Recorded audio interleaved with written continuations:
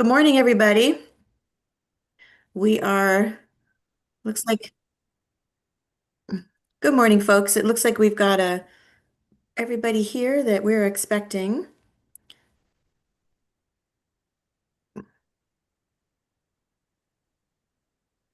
Here we are. It's our last Eastern Oregon Solar Siting Rulemaking Advisory Committee.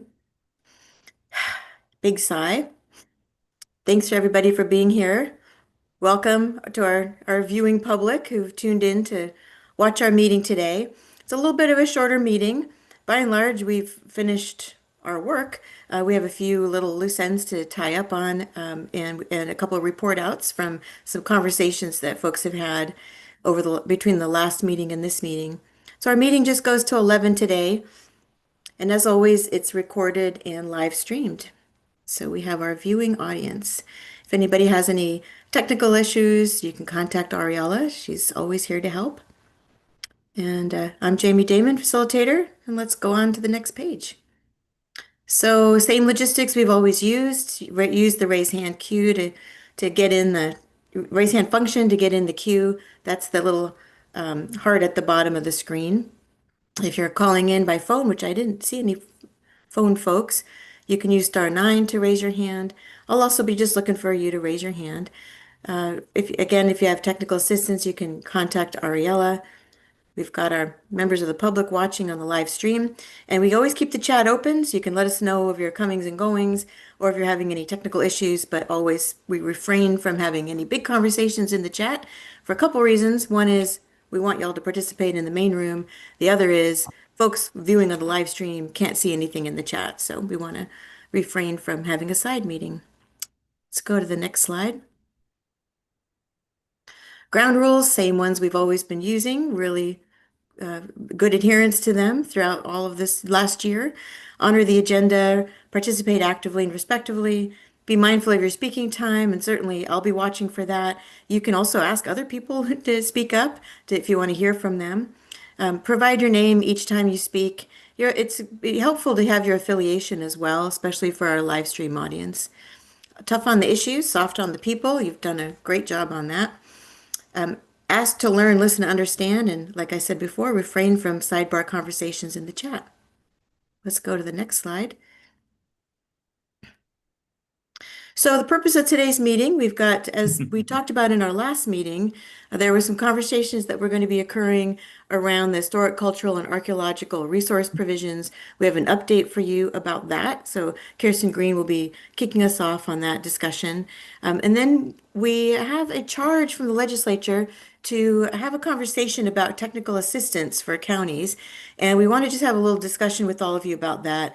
DLCD staff has been doing some reach outs to the counties to talk about that as well. I know we have county participation in our meeting today, but we just want to spend a little bit of time talking about technical assistance guidance. And then we're going to just do a check-in on the rule package. We can do a round robin, just kind of see some final thoughts about how people are feeling about it. We weren't planning on doing another fist to five vote. We have registered everybody's comments on the rule package as it's been presented. By and large, it really hasn't changed. There's a few kind of minor issues, and then this issue around the historical, cultural, archaeological resource provisions, which isn't minor, but is something we've been talking about for a while. And then we have the RAC report that our shop has put together that will serve as a companion piece to the staff report that's more of a neutral, impartial reflection of the work that you've done over this last year to accompany the staff report and packet to the commission for their June meeting. We'll talk about that a little bit. So those are our topics. Oh, yes, Max, of course. When I walk through the agenda, you'll see that we have scheduled deadlines and actions hereafter listed on that. The actions hereafter sounds so, I don't know, ominous or large or I don't know, like there's a lot of things happening. Let's move on we'll look at the next agenda. And Max, we're hoping at some point you'll put a baby picture in the chat, so we'll get to that in a minute. Welcome and roll call. We'll start off that just in a minute. We'll go through, see everyone who's here for our benefit and for the benefit of our live streaming audience. No kid photos on the internet. Ah, of course. I understand. It's true, we're live streaming. You'll just have to tell us how cute they are. Staff updates, we'll hear from Kirsten. We'll do some clarifying questions. We've got some simple rule revisions we'll walk through. John will be leading that with some support from Gordon. And then we're at the technical assistance conversation. Adam's going to kick us off on that, share with us some of the work that he's been doing with counties, and we'll have a conversation about technical assistance needs. We'll open it up for a round robin check-in, kind of final words, lasting thoughts, things that people would like to share before we close. We'll talk a little bit about the RAC report, and then, as Max pointed out, move into next steps and closing. What the timeline looks like between now and the commission meeting in June, and what's happening after that. So that's our agenda. Let's go to the next slide. So let's go ahead and do a roll call. As we've done in the past, the folks that are, this screen represents everyone who has participated as voting members of the RAC. The bolded folks are people that we think are here today. And so we'll go through those in alphabetical order, starting with first name through the bolded folks. And then I'll open it up and see if I've missed anybody. And then we'll go through our support and ex officio members. And this is an opportunity for RAC members to check their audio and visuals. So we'd like you to unmute and come on video so we can check and make sure everything's working for you. So we'll start off with Anai from Verde. Hello, I'm present. Hello, and did I pronounce your name right? Yes, you're correct. Great, thank you. And then it looks like we have Ken here with Oregon Water Resources in place of April. Ken Yates, are you with us? Hey, can you unmute Ken so that way we could check your audio?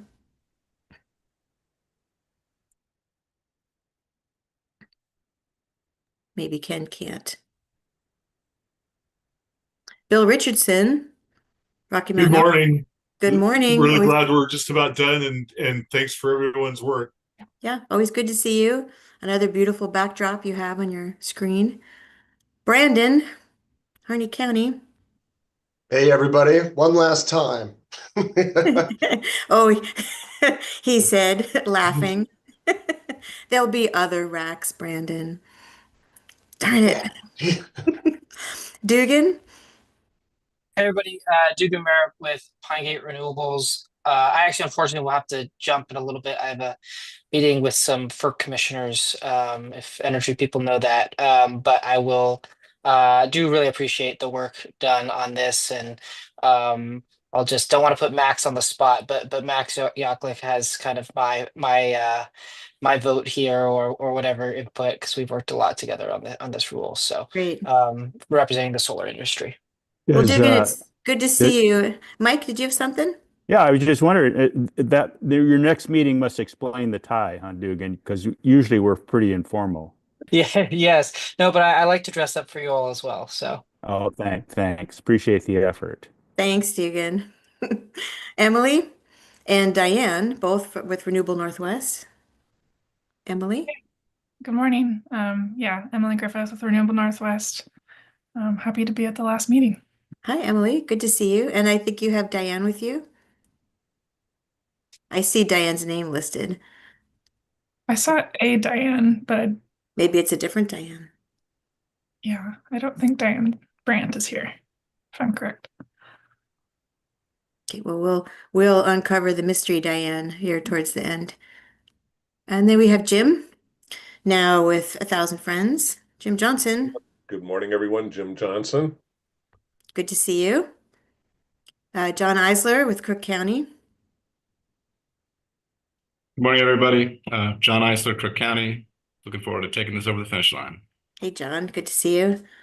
And then we've got Michael Schindel and Laura with the Nature Conservancy. Michael, I'm present, although I've primarily been on one of the advisory committees. I'd rather shift the voting authority here to Garth Fuller if he's present. I don't see Garth. Yeah, I'm here Oh, somewhere. there you are, Garth. Morning, and Lauren Link is on as well. Okay, Lauren? Yeah, hi all. Lauren Link with the Nature Conservancy. We're fully represented today. You are. Yeah, Nature Conservancy is in the house. thanks. And then we've got Max, new dad. We've missed you. I hope everything's going well. Thanks. Yeah. Hi, everyone. I'm Max Yaklik, in-house counsel at New Sun Energy. Good to see you. Mike Eng. Morning, everyone. Thanks for all the effort that's gone into this. It's nice to be at the end. Good to see you, Mike. Mike Toady. Good morning, folks. Mike Toady, Oregon Hunters Association. Hey, Mike. Nice to see you this morning. Mr. MacArthur. Morning, Mike MacArthur. I'm an advisor to the Community Renewable Energy Association. James Williams is the new director of Korea. James is also here in his capacity as county commissioner. That's So awesome. I'll speak for Korea. He can play county commissioner.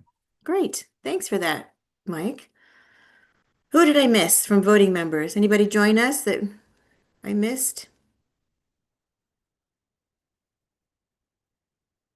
Not seeing any. Let's go to our ex officio folks. There's our Diane from Burns Paiute.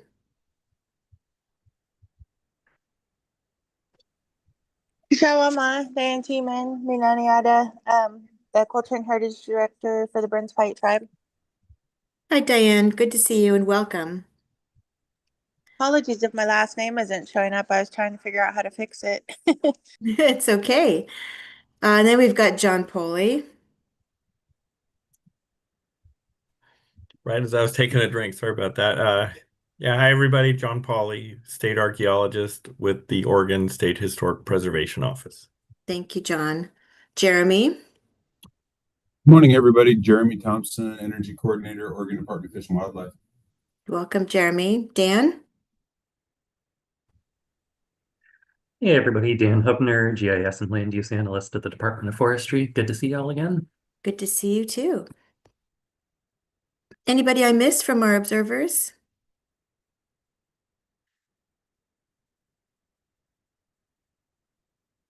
Not seeing any. Let's go ahead and go to our next slide. Staff updates. Ariella, is this is our slide for let's see. This is our slide for for Kirsten, right? Yes. Okay. We can go ahead and take it down and Kirsten can talk with us. Do you guys mind if we, thank you, good morning, everybody. I'm Kirsten Green, Deputy Director, and I serve as the Tribal Liaison for the Department of Land Conservation and Development as well.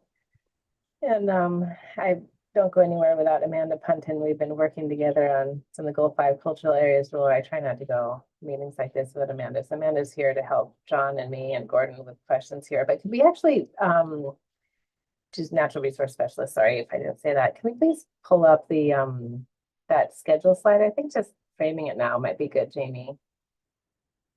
Yeah, that sounds good. And Kirsten, you're coming through a little bit faint. Maybe lean into your mic just a tad. Sorry guys, I'm on my laptop. Let me just try and crank things up here. Does that come through more strongly, Jamie? A little bit, yeah. I think it's more just moving forward. Okay. Okay. All right. Hopefully, and no one else is here at Portland State Office Building, so I'll speak very loudly. So again, good morning and thank you. Also just want to say thanks for everyone's grace in this additional meeting. Very grateful. In terms of just upcoming schedule and framing, I think Max asked about this, and it is just, I think, good to know as we head into today, what comes next. The close of consultation and public comment occurs on April 30th at midnight, our time. Current arrest report will be coming in to DLCD a week later, approximately. Our packet to the commission with that RAC report as a unadulterated attachment will be in there. They'll all be published on June 12th. Our commission will meet on June 26th. That's not a public hearing. So again, that public comment all closed on April 30th. So if there's anything anybody wants to get into the record, we have to have it come in by April 30th. Otherwise, we restart again, just like we did to open up public comment again, 7-day timeline, et cetera. So please by April 30th. And then, obviously the Kearns and West RAC report is in the packet right now. So Jamie will be taking comments on that today so that we know that that is the RAC's voice as much as possible. Thank you. Many, many thanks. And I don't think we have Commissioner Bennett here with us today. So on behalf of staff and commission, thank you for all the work and effort and detail you've been pouring into the rules and that document, the RAC report. Commission will meet and deliberate and adopt a version of the rules on June 26th. They'll adopt the rules, and they are due to be adopted by the end of the month by the legislation. Then we do a report to the legislature, which includes that technical assistance needs. So that conversation can be ongoing. It's not limited to the public comment period on the rules. And then the rules, as you all probably remember, call in a rule review in 2 years, which seems like tomorrow. So we know we may not get everything perfect, but our commission really is always encouraging us to make note, keep a running list. Adam's already got a list of things that we may not be able to get to this time, but we may want to get to next time, and also implementation ideas. So it's kind of becomes a program, not so much just a project for rules, but it really is a program and how we support cities and, counties in their decision-making here, as well as continue to uphold our government-to-government relations. It's really important to us. So we don't see the work really ending, but hopefully the meetings will end. So Jamie, do you want to take any questions on that right now? Sure, yeah. Best to take a pause, give you a chance to catch your breath. I was just getting going. Anybody have any questions for Kirsten so far about the upcoming schedule, how things are playing out here over the next few months?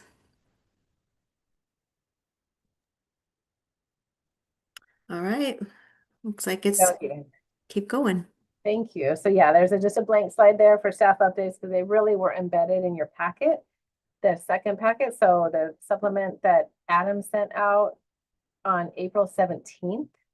So for this kind of next couple sections in the agenda, we'll be reviewing, John will be opening up, we'll be reviewing that the Division 23 version, but don't open it yet. I'll just say some things about what's happened, and then everything I'm about to say is sort of better reflected in the rules for your review. But again, thank you for the extra time. Everyone on this call is in receipt of a letter from Mr. Austin Smith Jr., who's the general manager of the Natural Resources branch of the Confederated Tribes of the Warm Springs Reservation of Oregon. Received that letter, I think, on March 24th and got it out to you all pretty soon. We have been engaging in staff-to-staff coordination with representatives of the Warm Springs and with Ellen Grover, their attorney, as well as we were able to meet with our council on, I think it was April 9th. So that was a real honor and a very productive meeting. We had a few commissioners on that call. Commissioner Thompson was in person, and our chair Halova and Commissioner Boyer were on that call. The audio wasn't the best, but they were able to kind of catch some of the flavor and the dialogue with the Warm Springs Council at that time. So that was very productive. We had another meeting with the staff after that, and then also a meeting with John. I think it was just one meeting with John so far. Look, we're on his calendar way more than we should be right now. But Mr. John Polly, state archaeologist, has been very helpful as we kind of try and get a set of rules that is straightforward yet correct and purposeful into the packet for you. So that came out on April 17th. Didn't quite have time to get that in your agenda packet. So sorry for the two packets. You had the meeting packet on April 15th with the RAC report in it and the agenda, and then you had the draft rules on April 17th. So the things that really changed and you will see John will walk us through very lightly through the rules because we really want to reserve the bulk of the time to hear from Rules Advisory Committee members questions on any of this, and probably John Polly's response. There's several things here that involve SHPO. But in terms of the letters and our response, we had found that we were really missing something in the previous draft rules with respect to government relations. I want to call in, forgive me, and thank Councilmember Les Anderson for framing kind of the 60-day pre-notice requirement, the early and often that solar developers have said that they do as a matter of course too, but just this time to work out any issues or concerns before the packet lands on the county's desk for a completion assessment. So that 60-day period is really important. I want to thank Councilmember Anderson and others for bringing that up. I want to certainly thank Ms. Diane Teeman, Councilmember Teeman, and for being here today and also along with us for the whole time. Diane, you had mentioned possibly some more expansive language in the definition of cultural resources. We haven't been able to add that yet. So it may be something you still want to offer, but I would say let's take care of it today in the meeting. And if we don't take care of it today in the meeting, there's an opportunity to kind of address it this spring in the cultural areas rule, and then also in 2 years in the rule revision. So in terms of definition, we haven't quite gotten much change on that yet, Diane. And then I also want to thank Carrie Miller and Audie Huber from the Confederate Tribes of Umatilla Reservation of Oregon for their help throughout. I don't think they're on the call today, but we found through this, being able to consult with Warm Springs, and you all saw their letter, that we were missing something in our government to government relations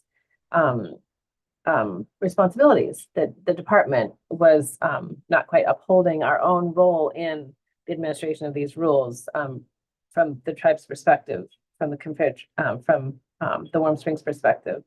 So you'll see some insertions there in terms of the intent and also the notice requirements. So John helped us kind of fix and Warm Springs staff kind of helped us fix the notice clarifications to DLCD and ODFW.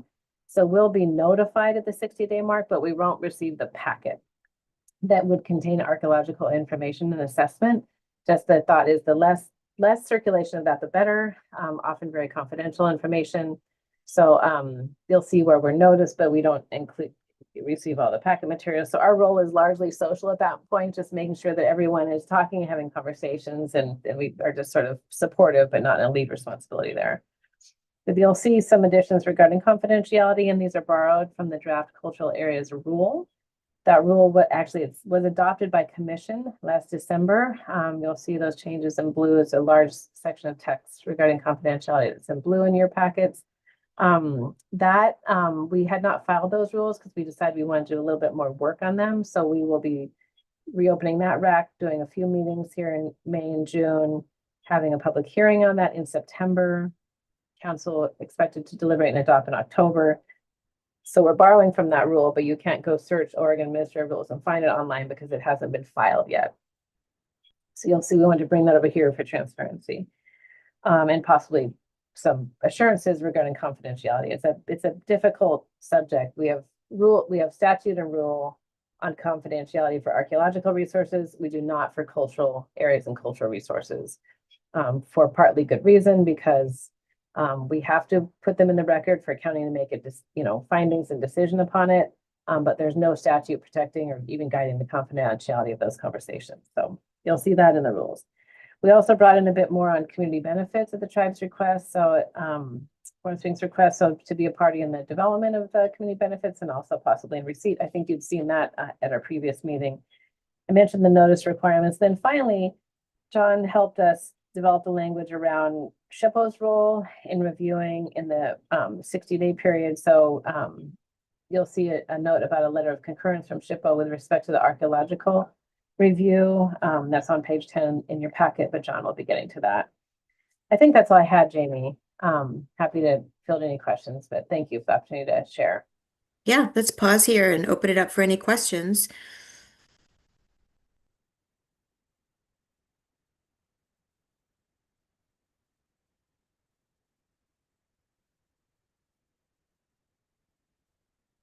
Not seeing any. Thank you, thank you. And about the cultural areas definition, I had another thought, because I know this is really important for Diane and Councilmember Anderson. So,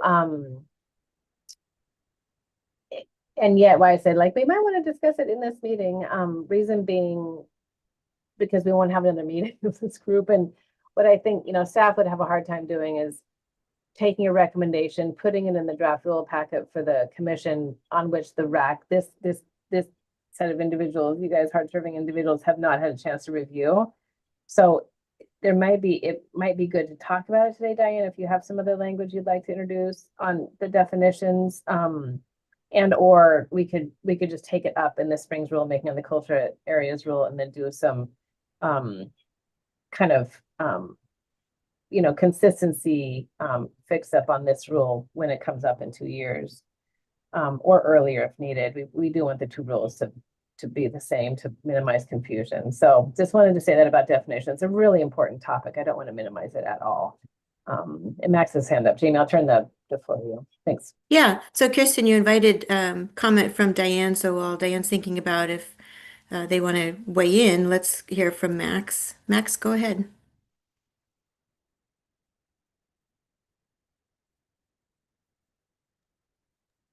Thank you. I had a similar question to what Kirsten was just saying about the cultural areas rulemaking, but specifically on the language itself, can you bring that back up? Or was I looking at it on a side screen? Sorry, Max, we'll go through the whole rule, and I would say, Jamie, let's ask Diane if she wants to weigh in then when it's on screen, rather than just. Yep. It's easier probably to react to something that's on screen. Yeah, that sounds good. So Ariella, are you pulling it up, or John, are you pulling up the rule language? Yeah, I was just looking at subsection 6A, and there is an addition with an annotation saying added after meeting with SHPO that says and is eligible to receive an archaeological permit based on the most current SHPO archaeological guidelines. What does eligible mean? What determination is SHPO or county going to make? What evidence is in the record? How do we demonstrate that something is eligible to receive a permit? Kirsten, is this the John Pauly question? It is for sure. And Max, do you want to take that up here, or do you want to have John kind of go through all the changes and then re-land on this part? Either or, whatever works with the agenda. I have some other questions about the language in this section, so if it makes more sense to do it as we're going through the rule, that's fine. Yeah, I think it probably does. Thanks. And folks, when I talk, if I may, Jamie, just one last PSA, public service announcement for that cultural areas rulemaking. If anyone would not like notice about that rulemaking, you could let me know and I'll put my name in the chat. Otherwise, I'd be inclined to add everybody on this rack to the Gov delivery email notice list for that meeting so that folks could follow along and just be notified. So if you would not like to be receiving probably over the course of the whole project, 6 emails about the process of those rules working themselves through, please just email me and we won't add you. But otherwise, the projects are so related. I would love to have everyone's eyes on and just be well apprised of the opportunities to participate and comment on that one too. Thank you. Thanks, Jamie. Thanks, Kirsten. So unless there are any other general comments, I think it probably makes sense for us to dive into looking at the rule revision language and see what comments, questions people have about that. So John, I think that you were going to be sharing your screen to do that. Is that right? It is. So if you hang with me just a second, I'll see if I can get there. I'm going to start with Division 23. So want to make sure can folks see this? Yeah, looks good. Great. So Kirsten covered a lot of this, so I'm just going to go through this pretty swiftly, and then we can obviously come back and visit.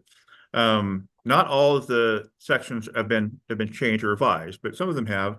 Starting with section 1, we added some language here about coordination across levels of government that all the way from local to tribal governments. And then there aren't any changes to sections 2 or 3, I believe. So I'm just going to kind of cruise down here quickly. Yeah, and John, just be sure to take a breath and pause so people can jump in. Mike Toady, go ahead. Just, John, can you just scroll back up real quickly for me there on that first one? And I don't want to belittle anything. When I see something in rule that says strong coordination, that starts looking subjective to me in terms of people's interpretation of what that is. It's just my comment. No, I think that's fair enough. I appreciate that, Mike. We'll make a note of that. And Brandon says he agrees in the chat. So okay. So would a alternative perhaps be coordination, not be strong coordination, just coordination? I'm not sure what meets a legal definition or anything there in terms of those rules, John. That just kind of jumped out at me initially. Yeah, Yeah. I get you. I get And that. both Max and Elaine both said that they agree to take the word strong out. Gordon, is there something you want to add to clarify? Yeah, I think that just the word coordination is sufficient. We can go ahead and remove that. Okay, so we got that note there. Thanks, guys. I'm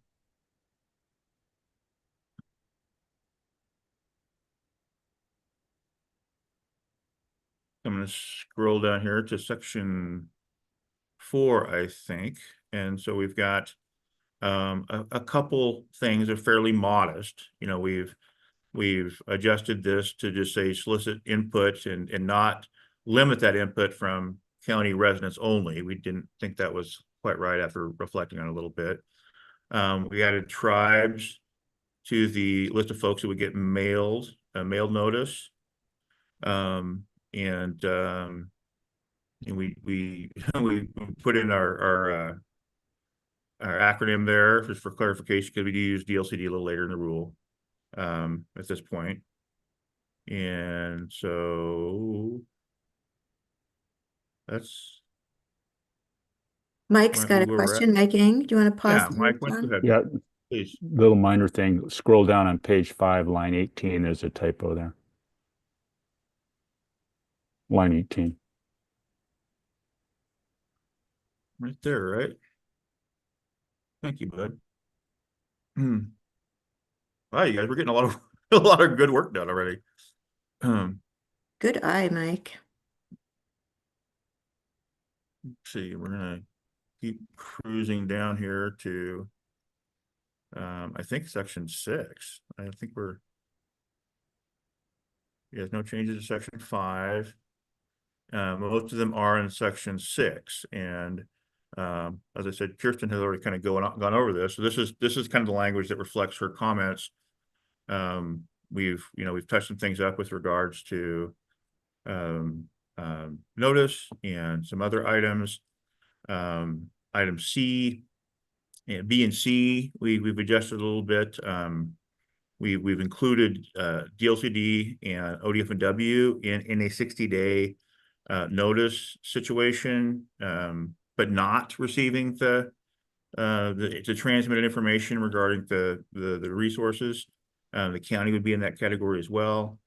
And then we have the language about confidentiality that Kirsten went over, and we included some more language about, with regard to letter of concurrence with SHPO. Looks like we got a little extra space there too, perhaps. And also it's kind of closing off with the kind of helping to inform the mitigation measures that could be or should be included as conditions of approval. So I'm going to go back up to the top of 6 and stop. And I think Max had some questions, perhaps some others did. Yeah, I know Max had some questions, and we invited Diane Tiemann to reflect or add anything around this section before we jump in. Diane, did you have anything that you wanted to share?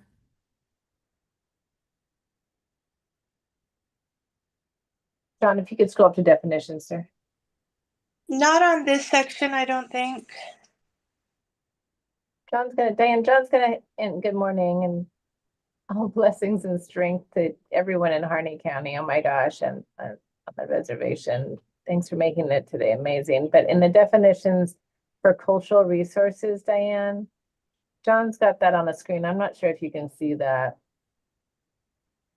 Okay, yeah, I am on my phone, but I do see it. And My recollection of the discussion before, my comment before about this section had to do with the fact that cultural resources is typically defined related to Western, sciences, values of heritage, whether it be historic or pre-contact heritage, physical objects, and for Burns Paiute, and I know other tribes. I've heard relative sentiments, but for Burns Paiute, what's important about place and what's important about the physical objects that our ancestors left behind has nothing or very rarely any cross value with archaeology. So, cultural resources involves ancestral lands, ancestral heritage, and our tribe does have a definition in our Aboriginal Lands Protection Policy, and I think that's what I was going to offer before. That shows that for us, we don't think of things as a resource necessarily with humans at the center. We're just one of the many things in the ecosystem. But because we've been forced to use the term resources because of the way law has been written, we have used it, but it's a very different understanding of the values of these things on the landscape. So if it could be broadened enough to be inclusive of other worldviews, that would be helpful. I hope that made sense. Kirsten, go ahead. Thanks, Jamie. Thanks, Diane. That absolutely makes sense. Thank you. And if we could follow up, Don Hurt, who's our regional representative for Eastern Oregon, is with me online, with us online today. But if we could follow up and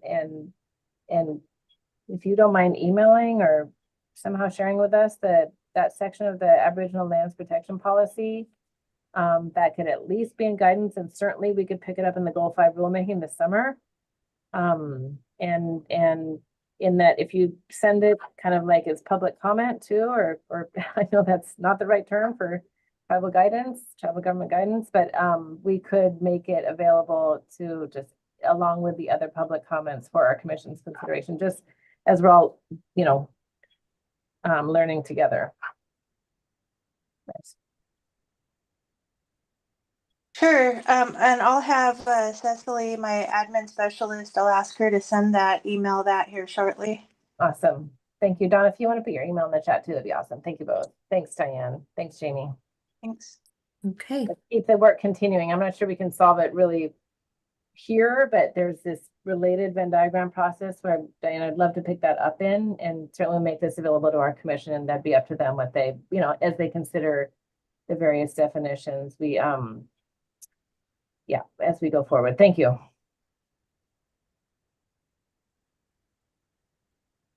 Okay, if it's all right, I'll go back down to section 6 and pick that back up. And as you're scrolling, John, Max, I just want to invite you to make sure to jump in whatever section you wanted to reference. So make sure that we don't scroll past what you wanted to talk about.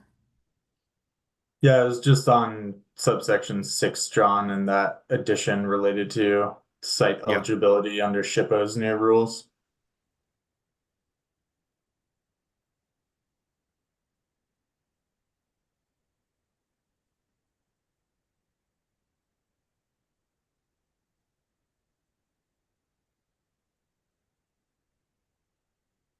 Appreciate your patience, guys, while I'm scrolling through here. It's pretty impressive to see so few changes as you're scrolling through, John. So, Well, I mean, good. these are So all things that we've talked about and vetted and Well, I'll say for the record, I still don't agree with every other provision in this rule, but just focusing on the red lines we have in front of us. Thanks, Max. Kirsten? Sorry, that was an accident. Pardon me. Okay, no worries. Is this the section, Max, that you wanted to talk I about? believe I'll let Max speak for himself, but I believe it's here in lines 19 and 20. Yeah, thanks, John. Just to repeat, I was just asking about this new language regarding SHPO eligibility. So prior to submitting the application, we do our cultural resource surveys and consultants and all that stuff. And then there's this additional language that says, and is eligible to receive a permit based on the most current SHPO archaeological guidelines. So I have two questions. What does eligibility mean? How is that demonstrated prior to submitting the application? A lot of times when you have the conditional use permit issued, and I know that this is under the areas rule, there will be conditions of approval that govern how and when you comply with the SHPO requirements. So I'm just trying to think through how this works before you even get to the application stage. This is saying, I think essentially you have to finish all the archaeological work. You have to have a determination of, I don't know, maybe I'm not saying it correctly. I just want to understand better what the department and SHPO intends by eligibility and what is encompassed by guidelines. Why is the word SHPO archaeological guidelines instead of rules? And what does guidelines encompass? I think there might be some drafting questions throughout this new section. Is eligibility in reference to the professional archaeologist? So it's a professional archaeologist who is qualified to apply for and hold an archaeological permit. Is that what that's meant to be? Rather than eligibility for the resource? I can address some of Thanks, this. John. Yeah. So I think that I might have been talking fast when we met, and so this is a couple of things got put together that I think that I can help address in the comments I provide. There is no SHPO requirement for a permit. There is a state law that says who can apply for a permit and what sort of experience and all of that an archaeologist would need to be able to do that. So that's one thing. We also write guidelines for the state. We're working on a current draft of those, and that's just more of a walking folks through an archaeological investigation, walking archaeologists through, like, so because we have a role to review archaeological reports and documents, and we don't want to have to push stuff back because somebody may not quite understand what the guiding legal process is that they're supposed to be following, or what our role is, or what the questions they're supposed to be asking us are. And so we're putting together a new set of guidelines now. We do this about every 10 years or so, that just kind of helps walk the archaeologists through that so that we're able to hopefully more often than not be able to agree with what they're providing us. So hopefully that explains. So these are like two things that kind of are squished together that are somewhat related, but not really. And so that is something that I'm going to be commenting on. So, Just for Elaine, did you have something clarification. else on that? It's still doesn't quite, I mean, because isn't professional an archaeologist who is qualified to hold or receive an archaeological permit, isn't that just defined in statute and rule? It's in 390.235, Yeah. and that's the only of our archaeology statutes. That's the only one that we currently have rules for. And so, yes, it's defined in the statute and then in more detail in the rule. And then, so when you're talking about SHPO archaeological guidelines, was that intended to be in reference into the protocols for performing the survey work? I think that I'll have to look at this in the context of everything in this, because we did talk about it. But I think that when I mentioned the guidelines, I was just trying to say that, hey, we have these guidelines that will help archaeologists navigate these processes. And so I was just trying to mention that it wouldn't be a bad idea to reference them at some point in here, because that is it's a useful tool to help navigate everything. And John, Polly, are they already in the statute that John is writing in red? No. Those guidelines? No, the guidelines have nothing to do with Okay. statute or Yeah. Two anything. different docs. Elaine is correct, you guys, on both counts. Yeah. Yeah. I think this is a drafting issue, maybe, and not a policy issue. So I would just put a flag on this to make sure this gets cleaned up. Because it's pretty confusing. And I guess is the reference to 97 chapter 97 the proper one? It shouldn't it be 390 if so. That's kind of it's interesting because in 97 it does define professional archaeologist, and that just says a person who has experience doing archaeology, basically. I'm paraphrasing. But that does not mean that everybody who meets that definition can apply for a permit. So the permit statute is 390-235, not 325, by the way. It's 2.235. And that one, it lists a bunch of education and experience, and then those are further defined or discussed in the rule. So.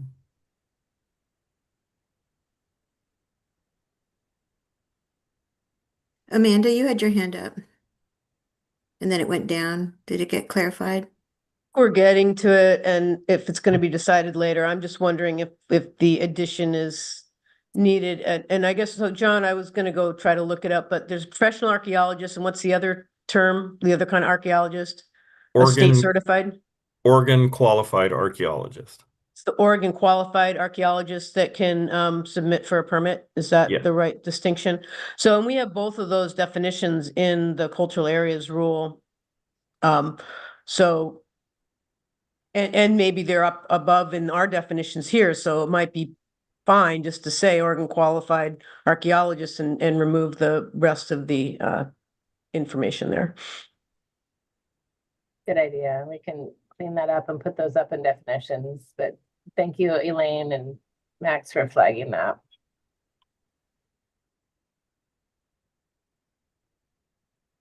All errors, I think, anyway, that was me taking notes during a meeting with John, and then John Jennings tried to clean it up. So any errors here are my fault. Thank you for your patience helping getting it sorted. Can I just ask a quick question while I'm still unmuted related to this? Because I haven't looked at the version that was sent on the 17th, will this be coming back out so that I'm not reinventing the wheel with, I'd rather work off the language that we put in here to make sure that it looks good than looking at the language from April 17th, if that makes sense. That's a good idea. We do have a meeting set with John on Friday. We anticipated that there might be some cleanup from today. So we do have a meeting with John set on Friday where we can go over the sets, and we'll get this set over to you, John, Polly. Thank you. Thank you. Elaine, did something else? Yeah, before we move off of A, so we're going to clean up how we talk about the qualified archaeologist, because I think that's just a drafting issue. But the next one where you said and consistent with the most current SHPO archaeological guidelines, what is that in reference to? What has to be consistent with the guidelines? I think that doesn't really belong here in the context of this paragraph. The guidelines are just more about an archaeologist has a project in Oregon, and if you look at our guidelines, it's telling you, hey, you should consider this. Like, this is when you need to get a permit. And, I'll even say like what Diane was talking about, where places without archaeology can still be significant. And, we talk about that in the guidelines because we're using federal definitions from the National Register. So the federal definition of a site is not the same as an archaeological site. The federal definition of site is a place that may or not be marked by physical remains, but is still important for any number of reasons to any community, etc. So it's just stuff like that. It's just like things to consider to help the archaeologist. There's a lot of calls out to like work with tribes and other communities and things like that. So it's just like a best practices document. And I think that it may be useful to put in a different paragraph or somewhere else. And John, you said that there's a current version of it available on the SHPO website. You guys are hoping to finish an update within a year. Am I remembering correctly? Yeah, the one that's on our website was developed in 2013, and we have a draft version now that has gone out to the 9 Oregon tribes and a bunch of other like archaeologists in the state, just a sample size, and then I'm actually currently addressing those comments, and then it's going to go out for a broader public comment period, hopefully in May, and then after that we'll finalize it and have it on the website, hopefully by sometime in June. Awesome. Thank you.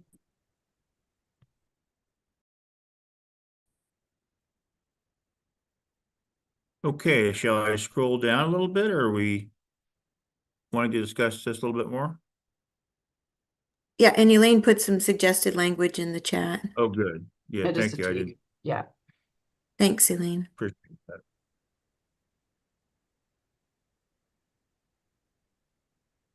So, I'll just pause here. Are there any questions or comments? Max, go ahead. Yeah, so just in reference to C and D, I guess a question and a comment. So I'm presuming, but want to confirm that the department intends that wherever the cultural areas rulemaking ends up, that will be applicable to applications under this rule.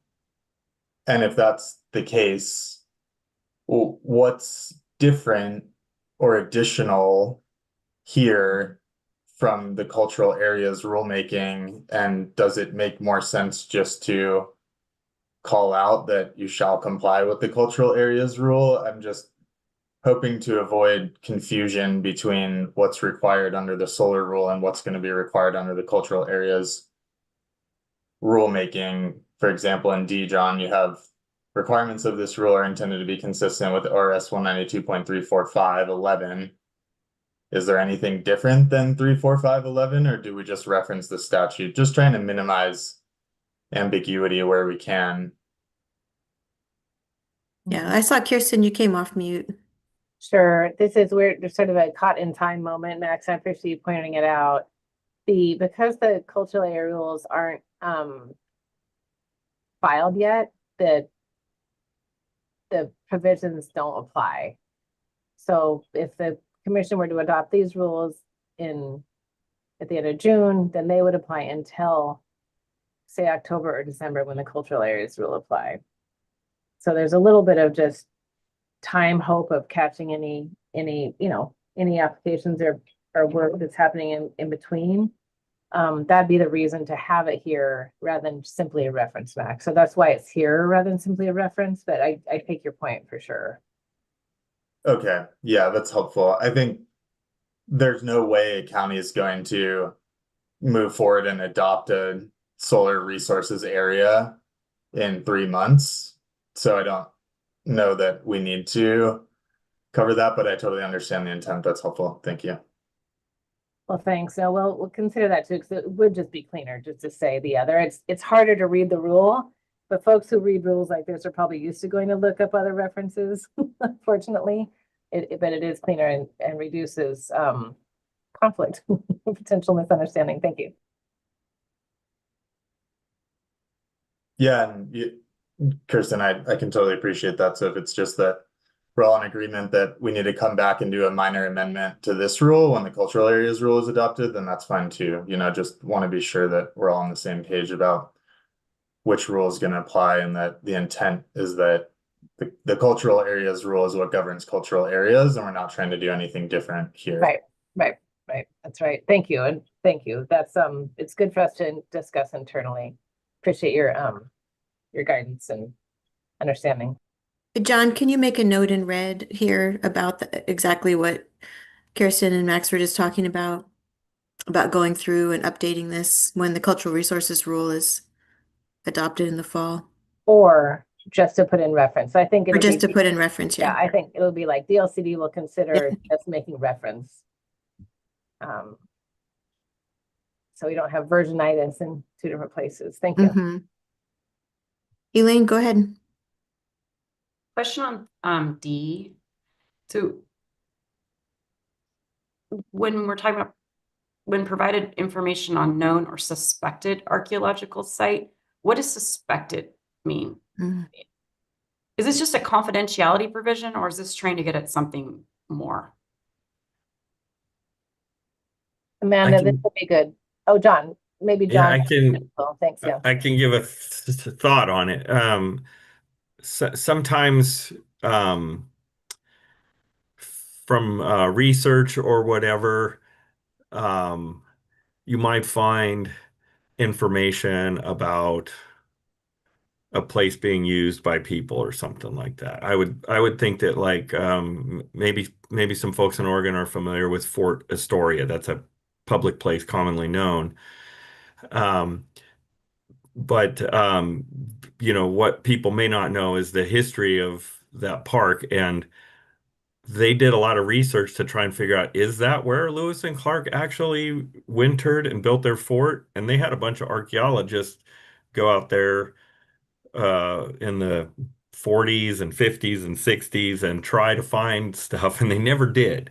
But um, so it could, if it's something like that, where you could be like, there may be an archaeological site there, but in this case, it also, the one I'm giving also kind of ties into what Diane was talking about, where there is no archaeology that's been found here, but the place is still important. But I think that like if you from research are able to say like find some reason why there might be evidence of people at a place from research or whatever, that it could be a potential archaeological site, if that makes sense. So guys, So I have should to it be confess, I've lost potential? where we're at. Should it be known or potential site then?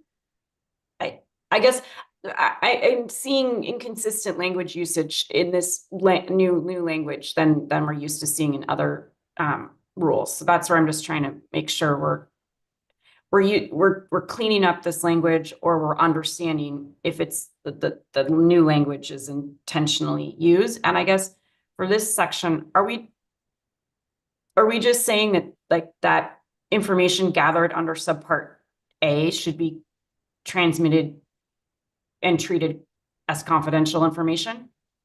Mhm. And Elaine, I'm going to pause you just for a second. John, can you go up, please? You're scrolling, and I want to make sure that we're all talking about the same section. Yeah, thank you. So you I've said that lost. you were a little bit lost. So go back I up. am.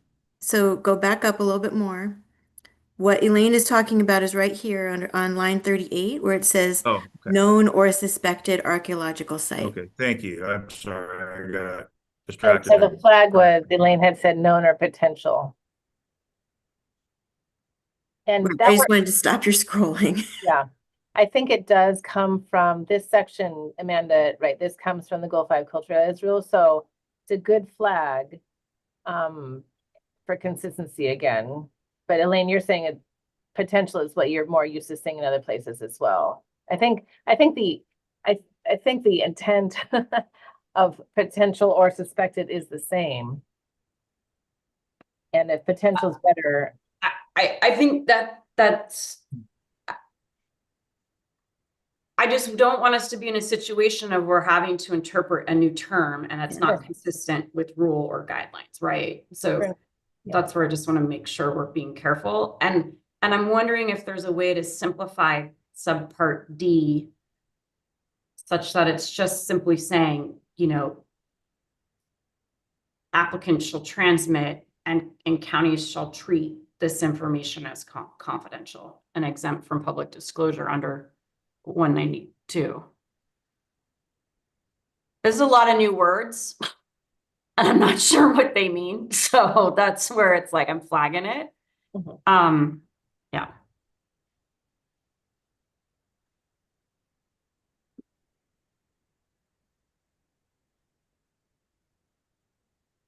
Yeah, and Max put in a clarification question in the chat as well. Max, do you want to speak to that?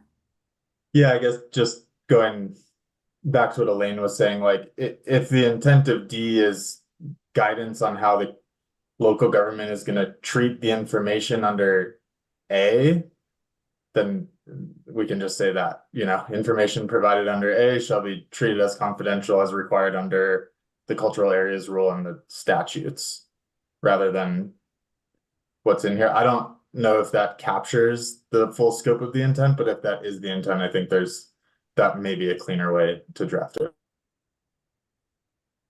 Amanda, I see you're off mute. Do you have something to add to this?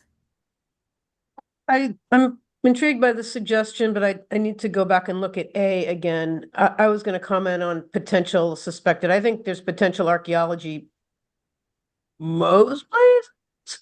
And but yeah, and the suspected was really just what the respondent had said. So that's why I like referring to A, but if we could go back up and look at A, then I would understand this better. Applicant.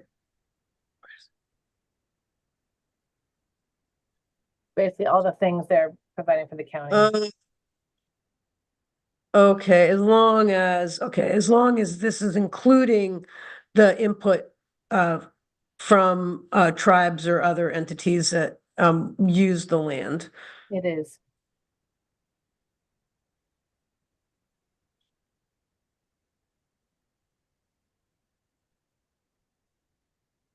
That's the intent.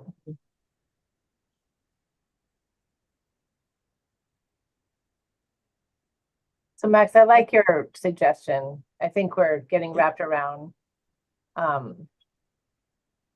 something that we have a little bit more time to discuss too in the cultural areas rulemaking around confidentiality, and to simply refer here to there may be the best. We wanted to, I'm glad we put it in here so everyone could kind of look at it and be more acquainted with it rather than it hiding over in cultural areas rules. But I think it'll be cleaner at the end of the day just to say, whoop, apply with state law and rule as in cultural areas rule as that's complete. Okay, so can we keep scrolling? I should.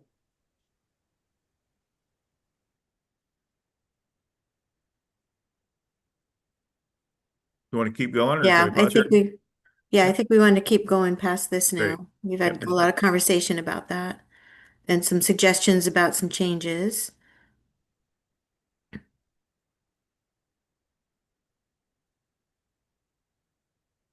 So folks, just put your hand up if we need to stop, pause. Can we pause on the, could we point out the letter of concurrence that is new?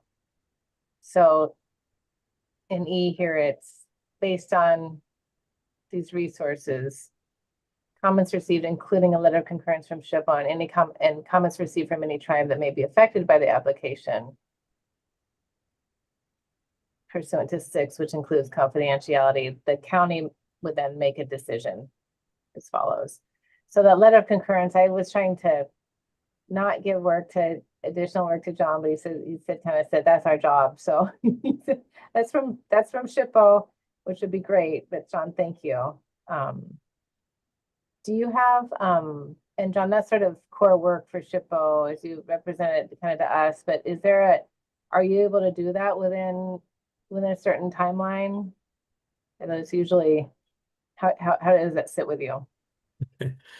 Wow, this meeting is being recorded, so I'm put on the spot. I know, right? You can't. I know. Yeah, full disclosure. Yeah. But the answer is to be honest, is no. We don't get to everything. But what I'm thinking of doing here is maybe in my recommendations after reviewing this is to add similar language to the federal laws where SHPO has a role in that says if you don't hear from us within 30 days, that means that you can move forward. And I'm a little more willing to have that also because there's, I think collectively with tribes also looking at these things, there's more chance that if there is an issue, somebody will be able to get to it. But more than likely, we'll look at them quickly or whatever. And if we see some big red flags go off, then we might respond. And if everything looks good right away, we can send out like a template letter right away saying everything's good. But I think that there should be a clock that, like, if you don't hear from us by a certain time, then it's okay to proceed or something like that. So then I think that Elaine put in the chat a comment about please do not remove the if any in subpart E. And I think that, John, that speaks to what you just said, that it gives you a little bit of a cushion to not necessarily send a letter if you can't, if there isn't something that you need to send a letter about. Is that where you're going with, Elaine? Yeah. Sorry, yeah, I was nodding. I don't know if you can see me, but yeah. Yeah. Can't hear you nodding, but I Okay. think, Elaine, that is the intent in that this paragraph deserves some periods in it. It's a sentence rather. It's a complicated one, and I think that's what that any was supposed to mean, Elaine, which is based on any thing of this in here. But I take your point that, like, let's make sure that to give SHPO the out that if they hadn't they have this period, and if they haven't, they haven't. Yep. And then John, if you just want to flag that we need to clean up this paragraph as well, that it's not mandatory to receive a comment letter from SHPO. Thank you so much. Or a letter of concurrence, rather. Thank you, John. Thanks, Jamie. Okay, let's mosey on down through the rule.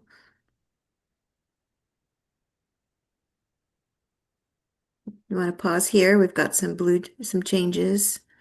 The may Yeah, not let's pause cannot. Yeah, John. Yeah, thanks. If you want to cover the may not cannot. I think, did we do that last time? Yeah. Well, I think that's just to clarify, and to respond to some concerns that we heard from the Warm Springs Tribal Council, to make sure that we really, the language really does say what we mean it to say. On line 39, I think we've done that. And then we've touched up lines 42, 41, 42 a bit as well.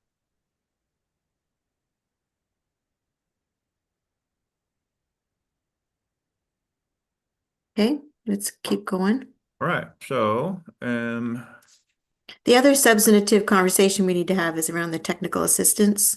So we want to make sure we have a little bit of time for that. we will, right? So those are the those are the biggest pieces. We've touched up a couple things here with regards to including tribes in the public meetings in advance of standing up a local program, including tribes in the outreach activity notice for those meetings. And we'll kind of just cruise on. No changes. Section 8. Here we get then to section 9.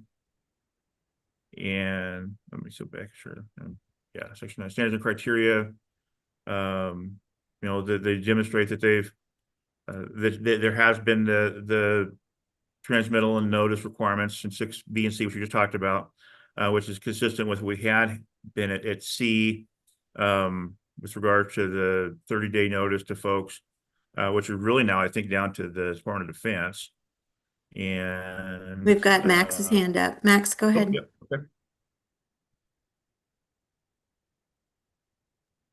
Thanks. Yeah, just a question, John. So my understanding is that, I guess I'll preface by saying I'm much more concerned about Division 33 because I think that's what people are going to use. So, most of my view on this section is what in Division 33 cross-references to the requirements here, what's being imported from Division 23 into Division 33, because I think that's where we're going to see, action on this rule. Okay. So my current read of Division 33 is it says shall comply with the mitigation requirements, whatever stuff is here in subsection 6. So is the Division 33 rule intended to mean you have to do everything in 6 with all this notice and all this confidentiality? Like, are we just taking this and putting it in Division 33, or is it supposed to be more narrow than that and say, you know, F, like you have to do the mitigation stuff based on public comment and the SHPO permit? Well, or are we setting up the same, like, I'm trying to get a sense Same. here, and Gordon, maybe you have thoughts of like, is Division 33 really any different, or are we importing everything from Division 23 by cross-reference? If I could, before I go in, sorry to jump in here, just in my role as tribal liaison, the intent is that 6 here for this section is whichever pathway. And also trying to make it consistent, more consistent with sort of what occurs at FSEC and also FSEC's upcoming rules. So the intent is on cultural, historic, and archaeological research, they'd be the same. Right, Gordon, does that comply with your thinking as well? Yes, Max, that's a good question. The intent is that they would be the same because remember, there's really not a county inventory of resources possible for cultural resources for the reasons we've talked about, and so this is all going to be done at the permit level, and whether the permit is done on the Division 33 direct application, or if it's done in Division 23 pursuant to a county program, that the intent is that it would be the same. Okay, shall thank you we- for clarifying. Yeah, then I would I'm sorry. recommend doing a very close crosswalk between all the provisions in 23. Like, we had a lot of conversation about what's going to be submitted in Division 33 prior to submittal of the application. So are we setting it, I'm getting confused now about what I'm gonna have to do at what time when I'm doing the Division 33 process, because that's what the developers are gonna use, right? So when I look at Division 33 and it says, this is what you have to do before you submit your permit. Oh, but you have to comply with subsection 6 of Division 23. So before you can submit your permit, you actually have to do all your cultural work first. And then later you can come in and do, you know what I mean? Like, please take a look at how the two of them work in terms of process and submittal and when everything's going in. Because I'm guessing that there's probably some conflict now, understanding that like we're importing entire sections of Division 23 into Division 33.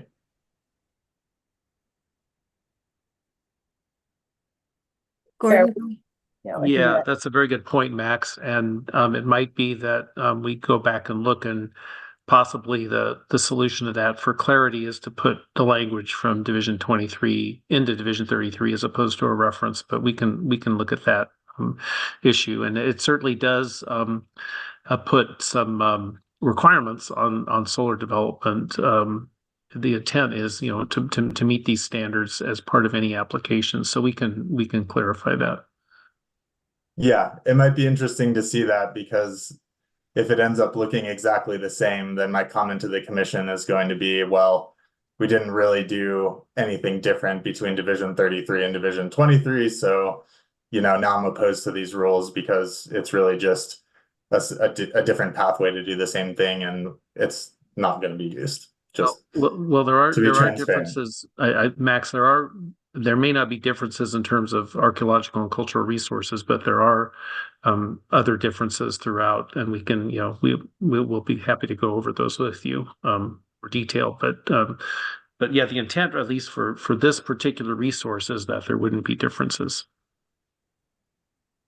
Well, I think it's the same, Gordon, for agricultural impacts and community benefits is just a cross-reference to 195. So we can talk further about it offline, but. Elaine, go ahead. I would just reiterate the ask for the crosswalk.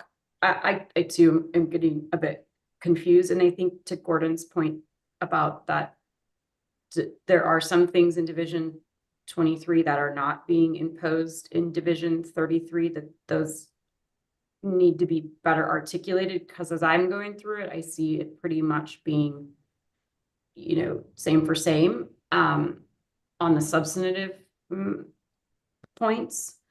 So that would be helpful. And I think if it is going to be substantively the same, meaning like you have to meet the same standards and mitigation requirements for the resources that are in 23 that are also in Division 33, I'll just reiterate my point then that the acreages should be the same.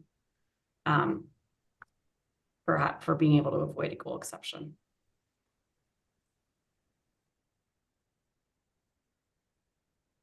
Shall we put the Division 33 language, it's just a snippet of the rule because it didn't change very much. But shall we put that up? Are we ready to do that yet? I think, do we need to finish walking through this? Are there any more Well, changes here? This is It says end of the end change. of changes.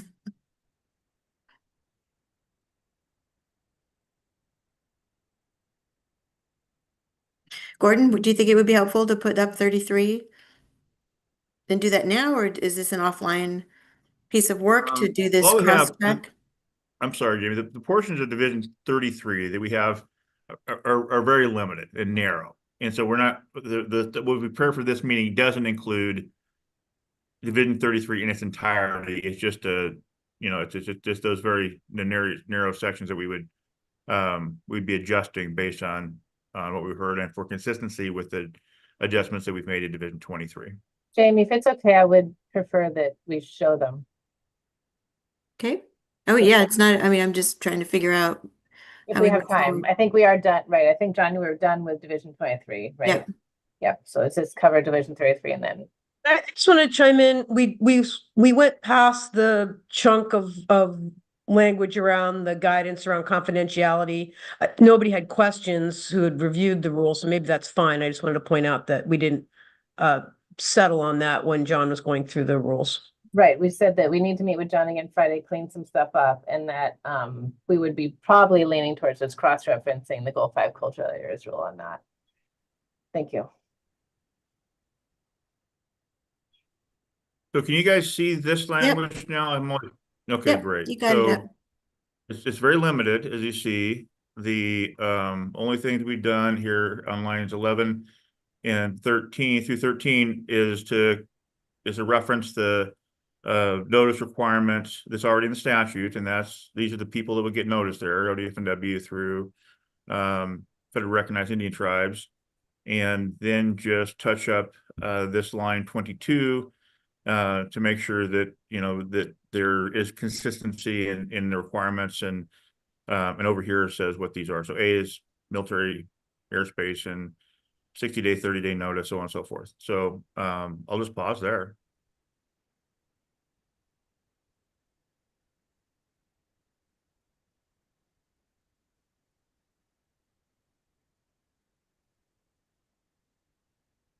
Not seeing any hands go up. Hold on, sorry, just tracking. Can you give us a second? Yeah, no worries.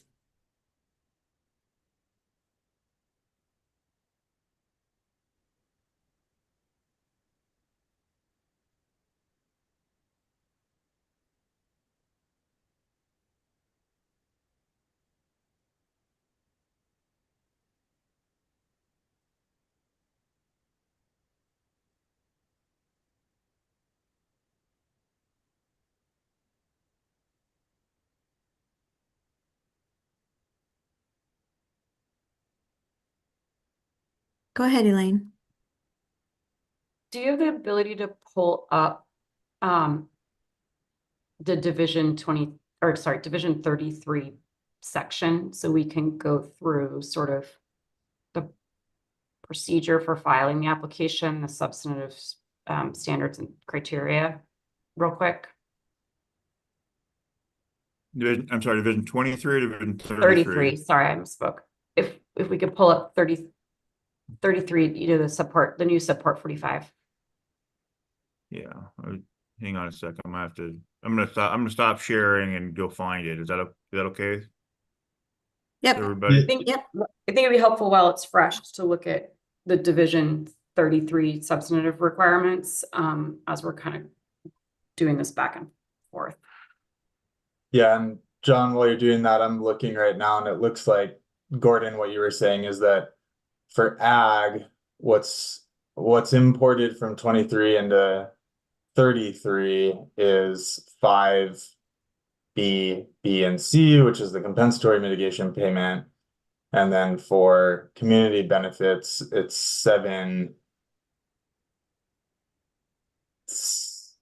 uh, 7, one of the subsections. So also the community benefit payments. Okay. So thank you for clarifying that, Gordon. So yeah, I agree with Elaine that we should look at what the crosswalk is going to be.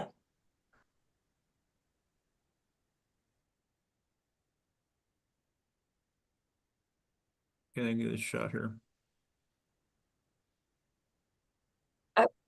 While that's happening, has there, kind of going back to the cultural, has there been any discussion among the agencies about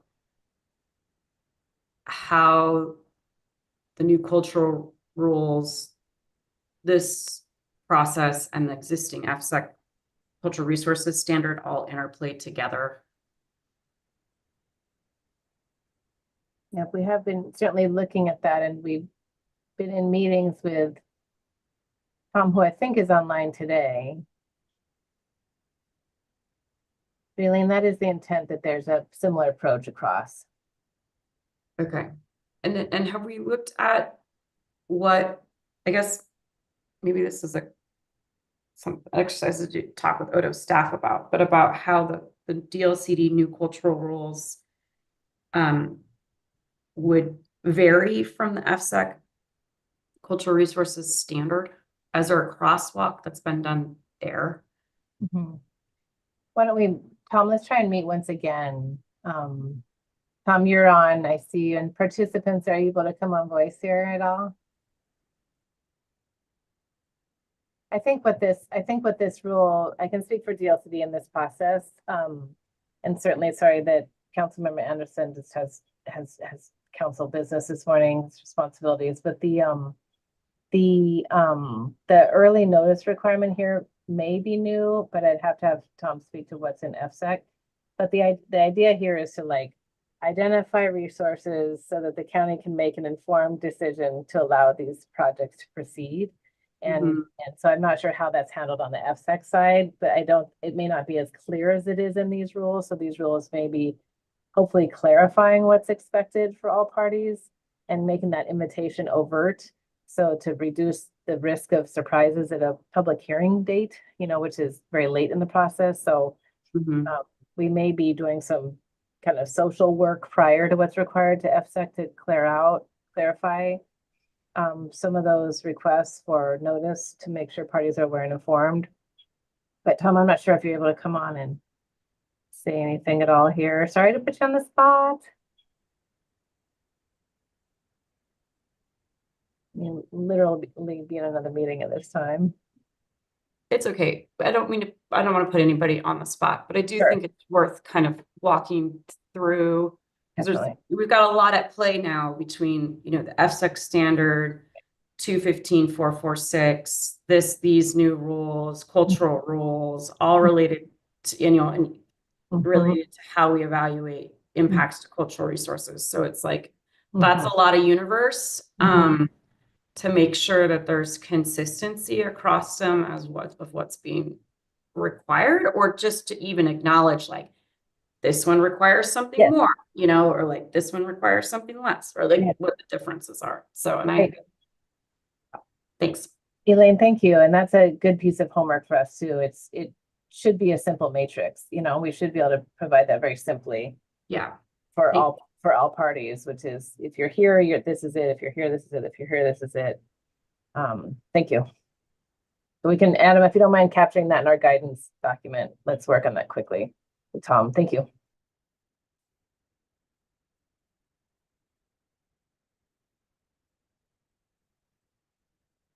So we're looking here at the body of Division 33. I don't know if this is exactly what you had in mind, Elena. Hopefully I'm close.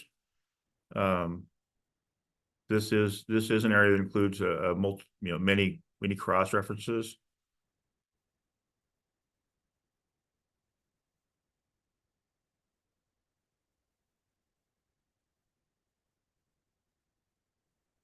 This is the one that would be. If I could step in, Elaine, I think the intent is that the standards, some of the substantive standards between the two types of permits, the direct application and something in the county program and Division 23 are very similar. I think that, Max pointed out two significant differences in terms of the mitigations for agricultural, potential agricultural mitigation, and the community benefits mitigation would be not the discretionary items that the county could do as part of a program, would be the straight the payment, a more direct objective measure there.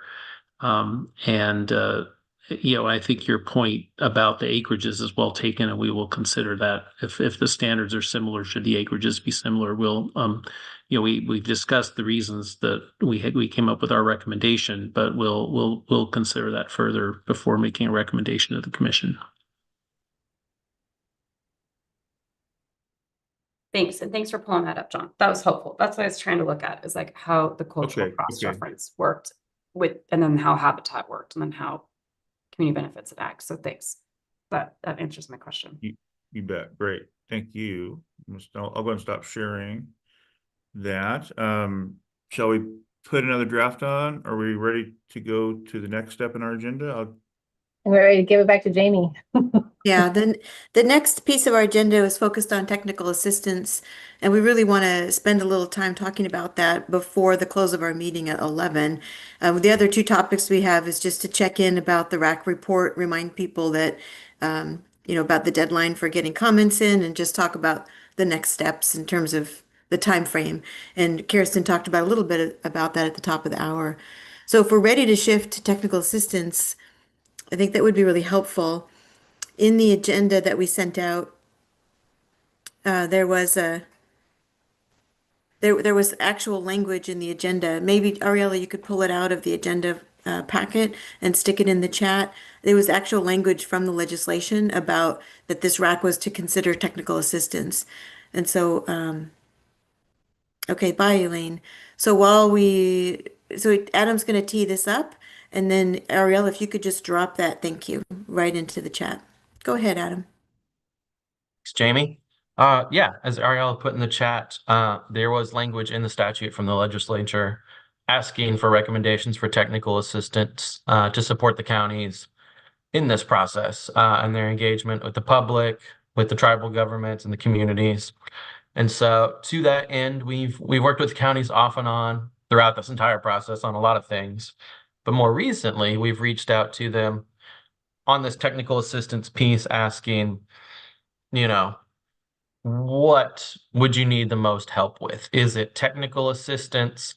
Is it DLCD and others helping them understand these processes? Is it funding that they may need to help set up these processes internally with their own counties? Is it help with public outreach? Would it be technical assistance in regard to establishing the local program in Division 23? Or would it be more for considering the individual applications under Division 33? What sort of assistance from us and/or funding, if we could get that to them, would be the most helpful. So we've put that out there into the universe to all the counties. We've only got one response so far from Tamara Mabbitt from Morrow County. I'm pulling up her response right now, but she really appreciates the outreach. And couple of the technical items she thought of immediately. She said in the past, Hillary Foote developed some excellent materials on the soils analysis portion of the Division 33 rule. So something similar to that could be helpful.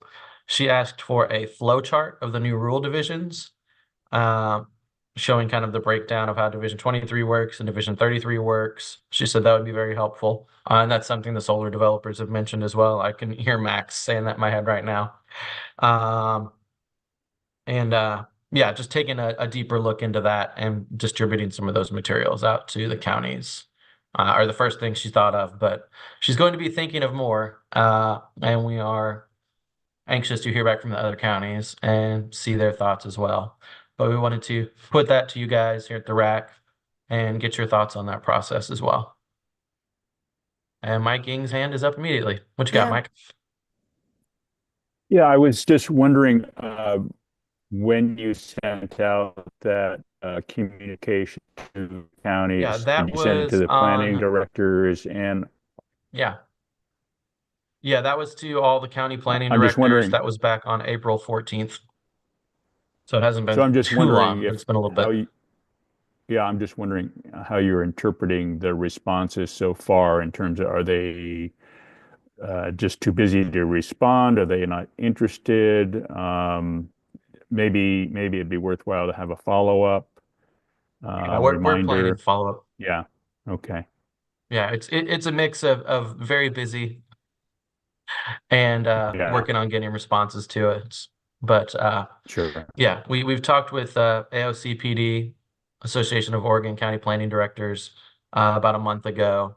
Let them know some of this was coming, and we could talk with Association of Oregon Counties as well.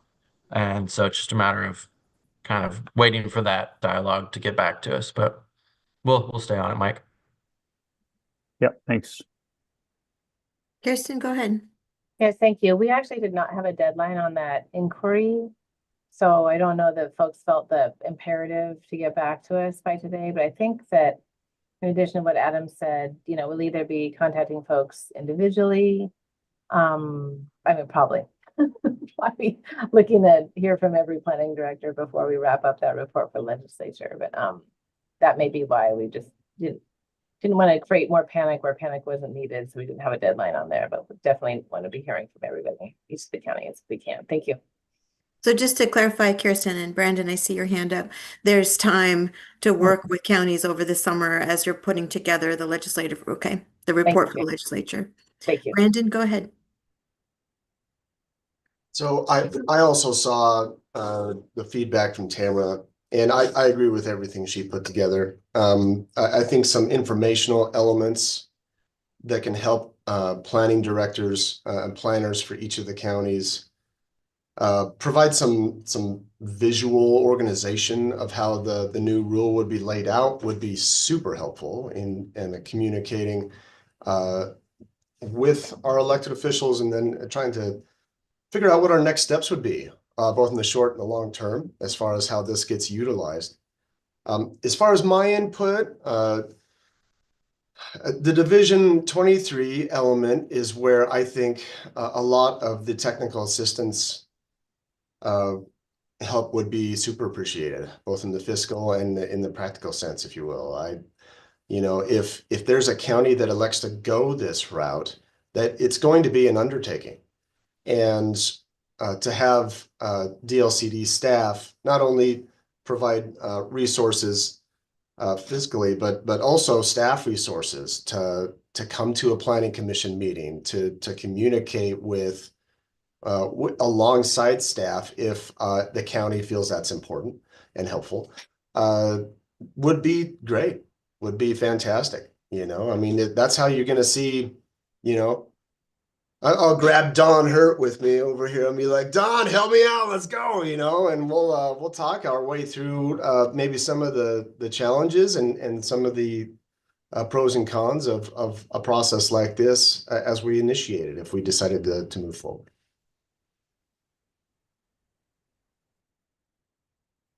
Thanks for that, Brandon. Mike? Yeah, just in anticipation, it might be helpful also, if a county does go through either one of the processes, to have a lesson, a brief lessons learned from that, or any advice that comes out of that process that could be shared with the other counties, I'm sure would be helpful as well.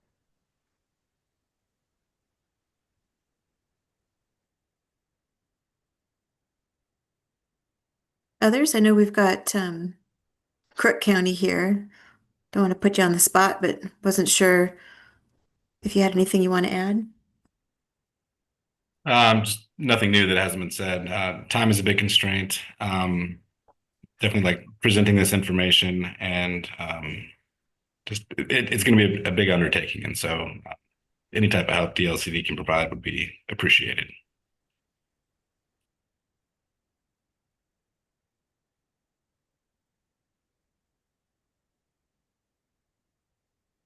Other thoughts, or Adam, anything that you want to expand on about what your follow-up and the work that you're going to do to gather input? think we'll follow up with more individual outreach through John and I and the regional reps, and just have some of these conversations. I'm just trying to write down everything Brandon, Mike, and Jay just said. So appreciate the comments from y'all, and yeah, I especially like the idea of helping out, staff helping out if we need to talk to planning commissions and providing visuals and flowcharts and stuff. And I really appreciated Mike Ing's comment too, just then about, maybe the first county that goes through this, if they're open to it, helping us share how that went, to help other counties and maybe make it a little more approachable and hopefully less intimidating there. So thank you, everyone.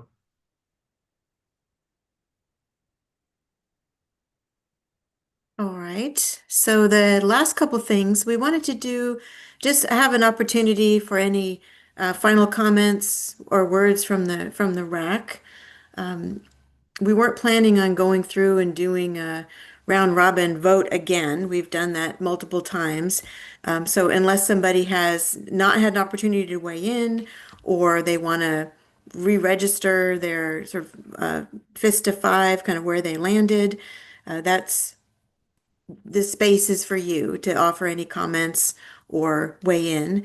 And then the only other two things we want to talk about is reiterate the schedule, what's going to be happening next, and just including any comments on the RAC report and how that will be used. So those are our last few items. So just open it up for RAC voting members. Any final words, anything you want to share for the full RAC's consideration? This is our last meeting, noting that public comments open until April 30th, so you do have opportunities to weigh in individually. Mike MacArthur, go ahead. Yeah, thanks, Jamie. I just want to say, first of all, I appreciate all the work and all the time that's been spent on this and the staff's engagement all throughout. It's been quite a process. I mean, this built on earlier processes I was involved with before that. So it's been quite an undertaking. And I think we did about as well as we can, given the limitations that I talk about of conflicting goals that we have at the state legislatures essentially handed us. A couple minor points I'd like to make about the report. I put in the chat that the reference to 195-300 is really leads you to ORS 215-710, where the real definition of high value soils resides. So that's just a technical issue. But I think there is a bigger issue around high value soils that wasn't the charge of this committee to deal with. But I think that it is something that needs to be dealt with in some fashion, because the types of marginal wheatland, for instance, is a good example that's considered high value. And many of us who work that land don't see it as high value. So that comparing that to irrigated soil, which is all lumped together, doesn't seem right to me. But that's another problem for another day. And finally, we dedicated this, and all the language refers to photovoltaic solar energy. I have seen systems that don't use photovoltaics that are solar that could be considered. I think there's one in California that uses mirrors and heats water. So I just want to make that point that we've limited ourselves to solar cell electricity production. Thank you. Thank you, Mike.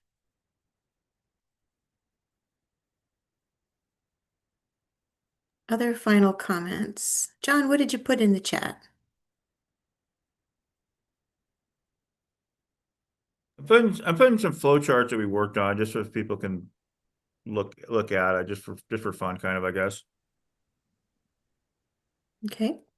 Mike Eng, go ahead.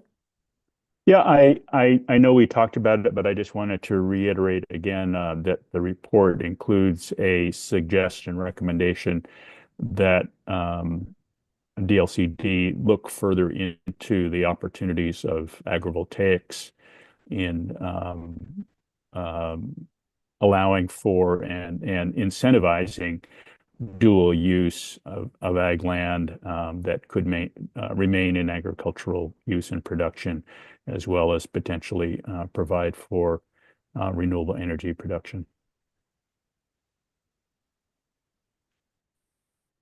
Thanks, Mike. Lauren?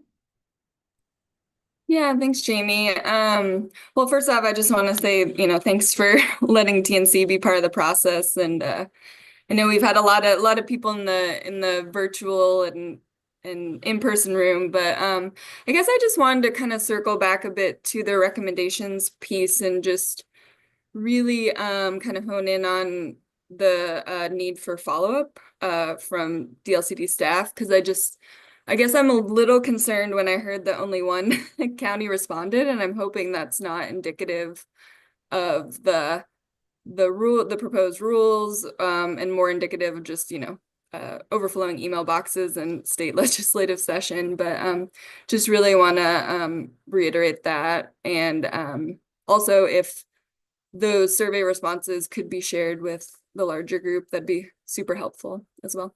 Thanks. Thanks, Lauren.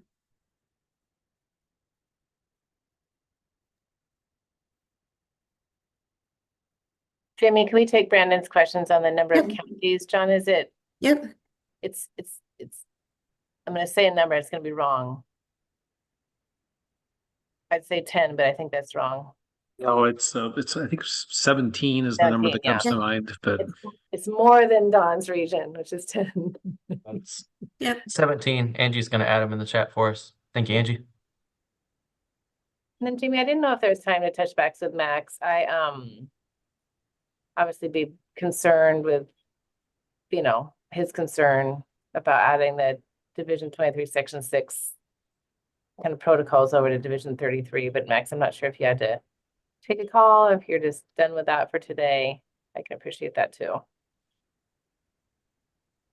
Yeah, thanks, Kristen. I think I just need to spend more time crosswalking between the rules. So as discussed with Elaine, a matrix would be helpful. Sure.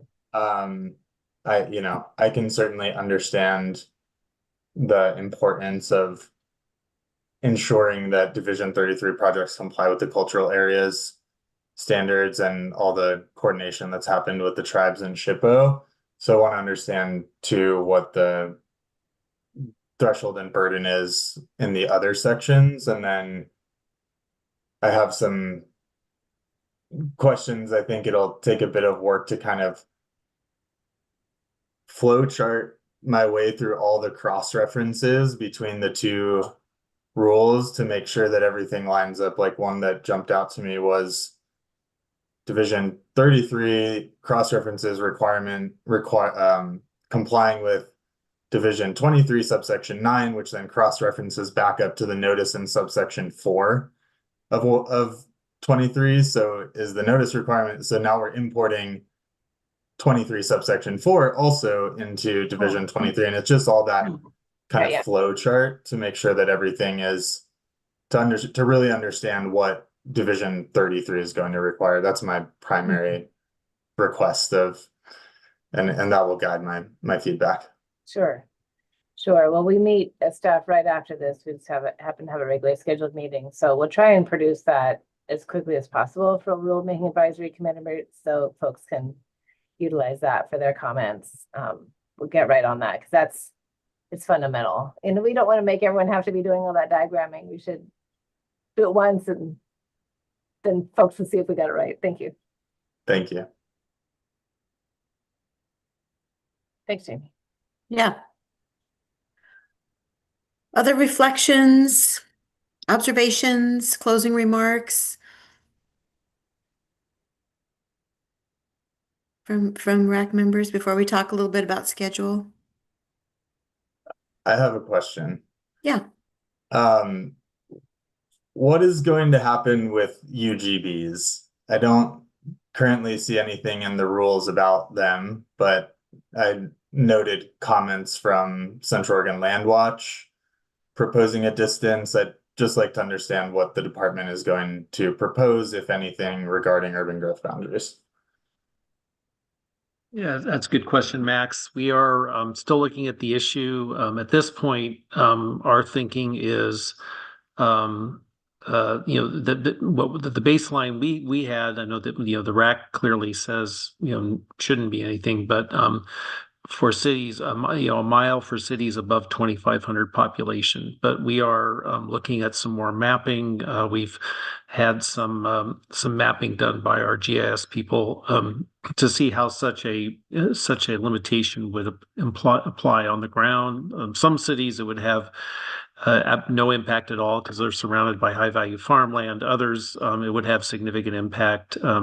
So we're still trying to analyze that issue in more detail.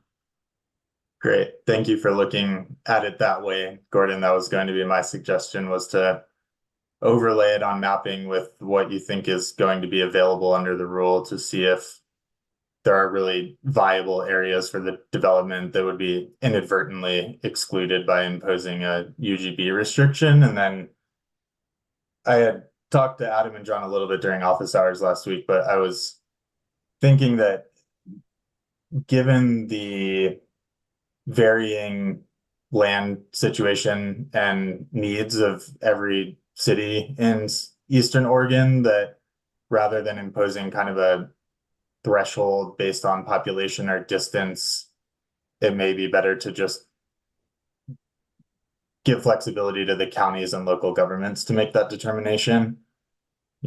City of Prineville, for example, may have a different view on it than the city of Bend, right? Where if we impose a 1 mile restriction around the city of Bend, then the city of Bend may not be able to do any solar development because all the substations are located within the UGB, for example. So just a thought.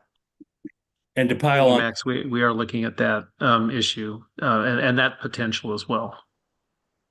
yeah, and to pile onto that point, let's be careful not to eliminate opportunities for community solar, which needs to be closer to residential areas.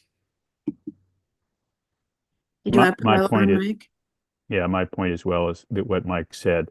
Also, we didn't get into it too much in terms of microgrid being a community benefit, but there may be some advantages to a microgrid also being located more closely to help reduce some certain costs and make it more accessible to a municipality. So, yeah, so I think I would favor flexibility depending on the jurisdiction's needs and priorities. Thanks. Dan, go ahead. Hey, and I don't really have a perspective either way on this, but maybe a clarifying question. And Gordon, maybe this is the way you all are already thinking about it. But in terms of flexibility versus a hardline boundary, I just speaking for myself, not for the department, because just clarifying question. But off the top of my head, flexibility makes a lot of sense. But I just wonder if a consideration there is also like you don't want to give flexibility, but then counties are challenged over their decisions in a way that they wouldn't be with a bright line standard. So I don't know if that's an issue that's in consideration, but just wanted to mention. Thank you, Dan. That's a primary item in our mind is trying to come up with objective standards. And so, or if they're subjective, finding a way that they can't be easily challenged. So we'll look at that issue as well.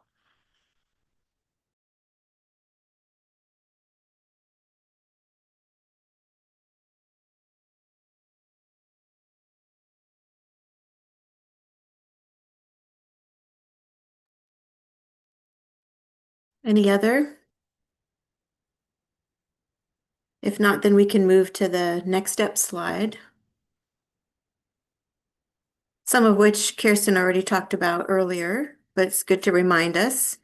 Jamie, apologies. Do you mind if I ask? There it is. Okay. Yeah, second bullet there. Sorry. Thank you. I just you got it. Yeah, so consultation and public comment closes April 30th. The RAC report is still out there, available for your feedback until the 30th as well. As Kirsten said at the top of the meeting, all public comment needs to come in. All conversations need to happen prior to the 30th. And so please keep that in mind. And it sounds like there will be some staff work done as a result of this meeting to do a little bit of language cleanup and some crosswalking between the 23 and 33 to make sure that it's saying what we want it to say. And commission meeting is happening in June. Then the packet will be going out in May. Commission meeting what's the date of the commission meeting, Kirsten? Sorry, packet goes out in June, 2 weeks before the commission meeting, which I think is the 26th. It's June 26th. Yeah. So I think that packet goes out on June 12th, Jamie. Your report comes into us in May, and then we'll post it for public all review on commissioners review on June 12th. Thank you. Okay. Anything more we want to say about the timeline or what's happening between now and the commission meeting?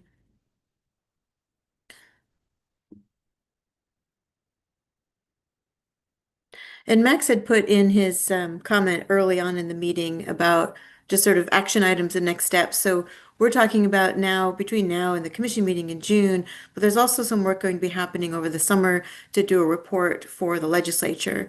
So Kirsten, Gordon, either of you want to just talk a little bit about that? Yeah, we'll be working on that report as soon as the rulemaking's done, and maybe starting beforehand. In addition, we may be getting there are a couple of bills going through the legislature that, if they pass, will provide some more direction to the department on a couple of specific issues involving solar voltaic energy resources, one involving critical groundwater areas in Eastern Oregon, the other involving agrivoltaics. But so we'll be preparing that report, and a draft is due to the legislative committees on September 15th, and then the final report on December 31st. Before we do submit that report, we will be putting it out to members of the RAC for your expertise and thoughts on its contents before we go forward with it to the legislature. Gordon, excuse me for just blurting in here. I feel like you looked this up yesterday, and the report was due on September 15th rather than the end of the year. Is that right? Yeah, the draft, the statute says the draft is due to the legislative committees on the 15th of September, and obviously we be getting comments from members of the RAC before that, and then a final report on December 31st. Thank you. Thank you. Any questions for Kirsten or Gordon about next steps?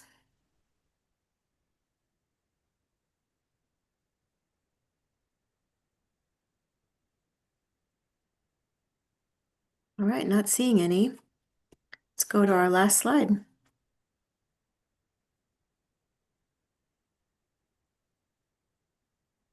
So we heard some great comments from Commissioner Bennett at our last meeting. And when we did the round robin at the last meeting, people really reflected on their experience and their time together. This is our last meeting, so just appreciate everybody's work. It's been a huge commitment for this more than year of work for everybody on this screen and for the staff. Gordon, Kirsten, just want to open it up for you to make any closing remarks, and certainly other DLCD staff or other committee members, if there's anything you want to share. I just want to make clear, Jamie, and to the committee members, this isn't really discordant, but I do want to say that if you do have individual comments, you're not bound by being a member of the RAC to making an individual comment letter. For instance, you just received the one, although they weren't on the RAC, from the Central Oregon Land Watch, commenting a lot of the issues. We would welcome similar letters on the issues that we've been discussing from you as an individual as part of our process before the end of the public comment period on April 30th, so that we can make those considerations and before we forward, obviously the department's recommendations to the commission. I also will point out that our Department of Justice attorneys will be reviewing the draft for legal issues and rule language clarity and conformance with standards as part of that as well. And I want to thank everyone, echo what Jamie's saying, and and Kirsten the comments, and thank you all for your excellent participation in this rulemaking process. Thank you very much. Okay, well, that closes our time together, giving you back 3 minutes. We'll look forward to seeing your comments on our report, and thanks, everybody.